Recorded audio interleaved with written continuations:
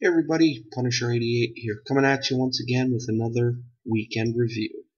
So today's review is a big one. Why, you ask? Well, today I'm reviewing Secret Wars issue number 1. So, for those of you who watch my reviews, you guys know I like to start with the cover first, so let's check it out. So, right off the bat, yes, I love this cover for 2 reasons. First one being, I love how we get this whole big mass of, Marvel heroes being just thrown at each other in like utter chaos. And I just think it looks great. Second reason, Alex Ross does the artwork on this cover, and I think Alex Ross is awesome. So, yeah. So we got a great cover for the beginning of a great story, and this book is really good. Also, you may notice this is the regular cover.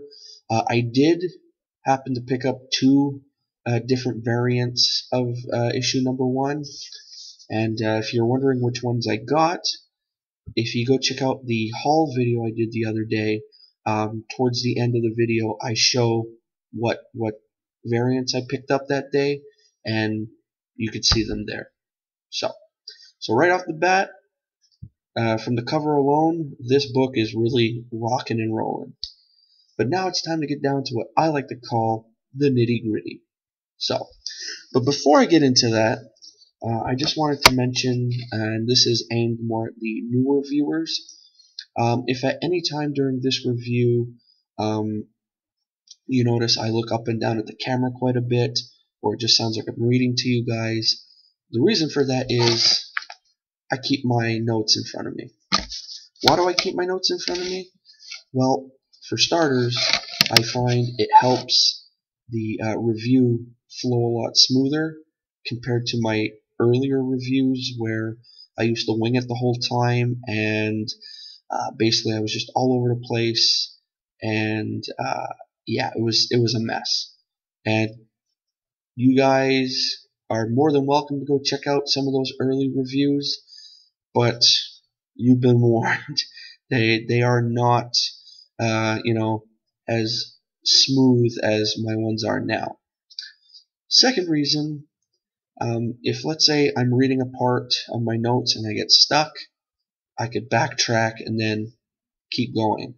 And third, I was never one for memorizing tons of text, so the notes are basically a help aid. So if you guys are cool with that, awesome. We'll get through this review and we'll be on our merry way. So, I'm going to give you the good, I'm going to give you the bad, and then I'm going to give you my overall verdict. Alright? So, first off, the good. The moment that's been building up is finally here. Secret Wars has begun, and it looks like the Marvel Universe, as well as any other universe being part of the multiverse, will never be the same again. If you've been following Jonathan Hickman's Avengers and New Avengers, you know that the multiverse has been coming to an end. It's been known to a select few that the universe was going to collide with another, and there's been many attempts to prevent this, and there's been high costs just for trying to do that. Now it's come down to the regular Marvel Universe and the Ultimate Universe. This might seem like a lot for readers that haven't been following the story, but the issue does sum it all up nicely. In a matter of survival, we see the 2 Earths having to decide what they need to do to survive. This is where you start to see the end of what's happening in the story. The familiar versions of characters we love are now at odds with each other, and with everything at stake, it's not going to be pretty. Hickman does write some amazing scenes, and we see some fantastic battles. What makes it hard is the fact that these characters shouldn't really be fighting with each other, but they just don't have any other choice.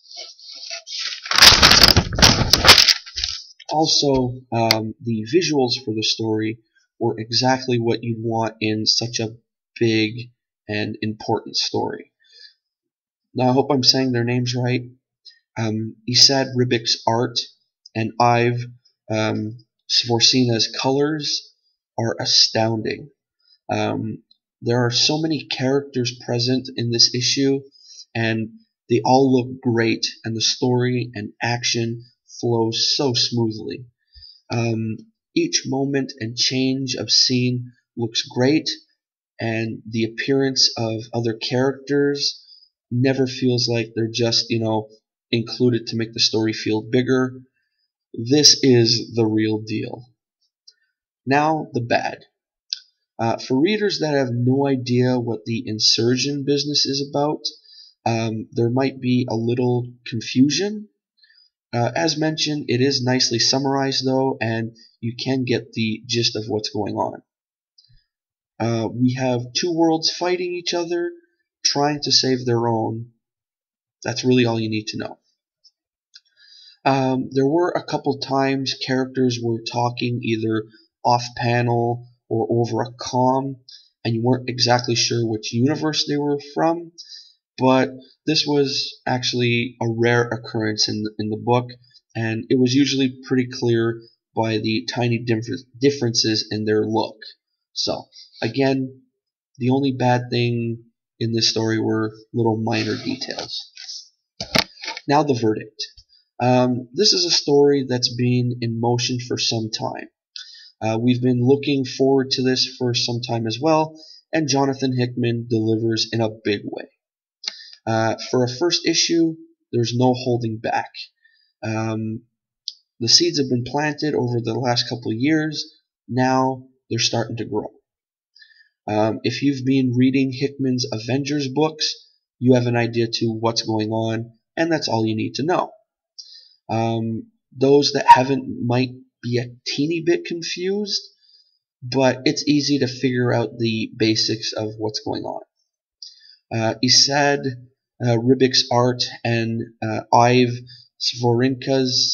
Svorcina's colors are gorgeous, and the characters are depicted in such a glorious and fitting fashion as they put everything on the line to fight for survival.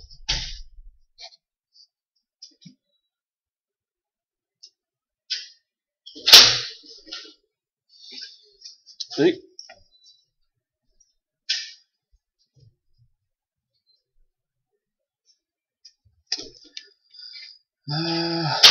Where were we here?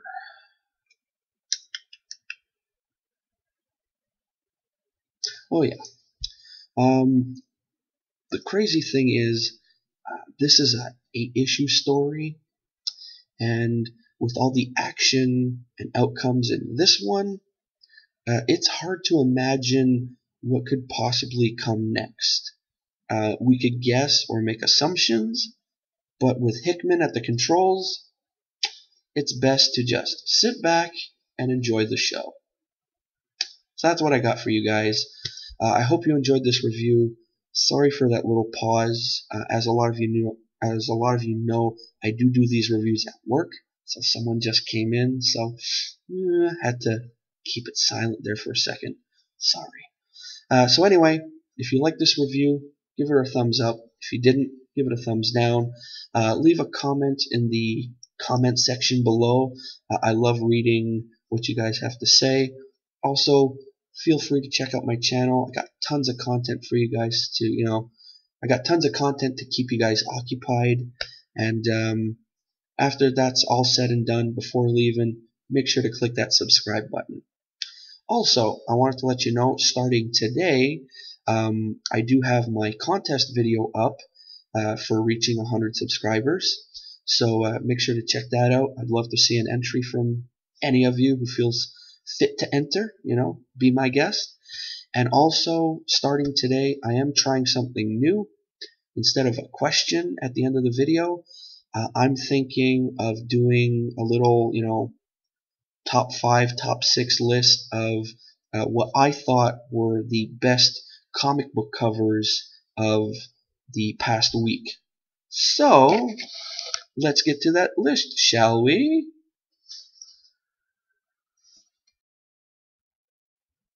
So, these are my 6 picks for what I thought were some of the best comic book covers for the week of May 15, 2015. So first on my list is Convergence, Aquaman issue number 2. Now, it's a very simple cover, and it's basically a close-up of Aquaman's face. But the reason why I like the cover so much is because of the artist who did it. It's done by Becky Cloonan, who I'm sure a lot of you know is Canadian. So I can't help but have a little soft spot for that cover. Second on my list is Coffin Hill issue number 18, done by the ever so talented Dave Johnson. Love his covers, and I even mentioned the other day in my haul video that even though I have the first 2 trades now of Coffin Hill, I do want to try and hunt down the single issues because basically for the covers alone, they're just so awesome. Third on my list, Secret Wars issue number 2, the regular cover. I like that cover a lot because you basically have this whole horde of Asgardians coming towards you, and it just looks amazing. And also, the cover, once again, like with issue number 1, is done by the legendary Alex Ross. Issue number 4 on my list, not issue, is Thor issue number 8 by Russell Dauterman and Matthew Wilson. This cover I like a lot because also it's simple, but it has a bit of impact to it. It's basically a almost all black background with Thor, front and center pretty much, and you see her, she's slowly taking her helmet off, and it kind of gives you that feeling of suspense of, finally we're going to find out who the new Thor is. So I like that little effect the cover has. And no, I still haven't read my issue 8 yet. I will probably later today. It is the next book on my reading pile, so I'm really looking forward to that. And then most likely, probably next Thursday, I'll do a review of Thor number 8. So yeah, I'm just happy that I was actually able to get a first printing of this issue because I have a feeling, now call it a hunch, but I have a feeling that it might go crazy. I don't know if it will go as crazy as like the Spider-Gwen book, but I don't know, I just have a feeling.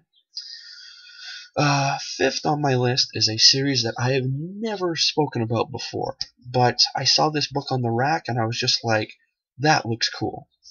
It's Judge Dredd Classics, The Dark Judges, issue number 5.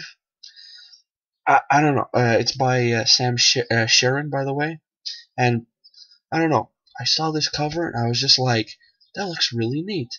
It's basically this like bug monster alien thing wearing a judge uniform. So I don't know. When I saw that, I was just like, that's cool. So, and then finally, pick number 6 is Silk issue number 4, done by Dave Johnson. This cover I think is really cool because I don't know, to me, I feel it's a mix of cute and cool at the same time.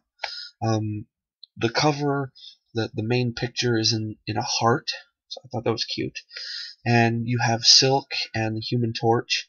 They're having this little picnic on top of this big skyscraper that isn't completely built yet. So I thought that was pretty cool as well. So cute and cool, just it works. And then I decided that I wanted to take a look around on social media, whether it be, Facebook or Twitter or whatever, and I wanted to see what cover or covers other people were, talking about.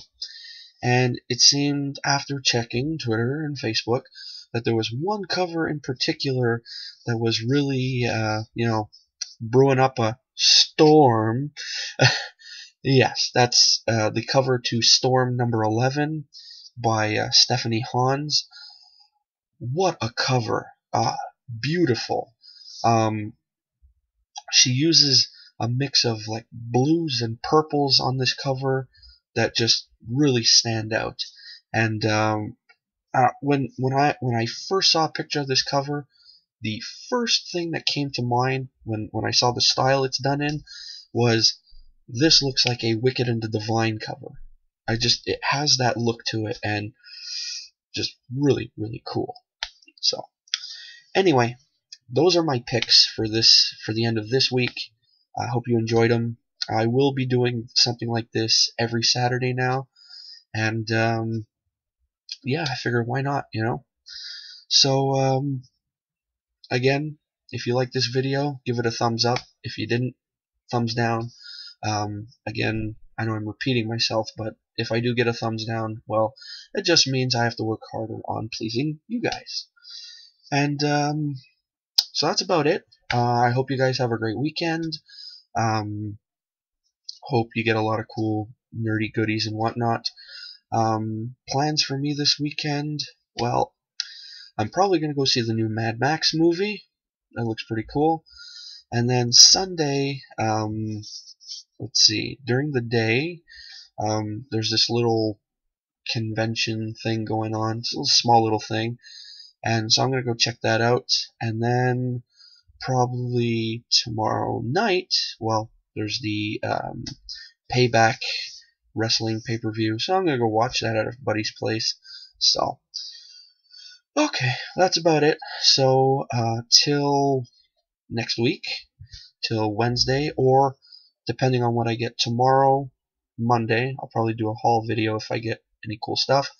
I'll see you next week then. So till then, this is Punisher88 signing off. See ya.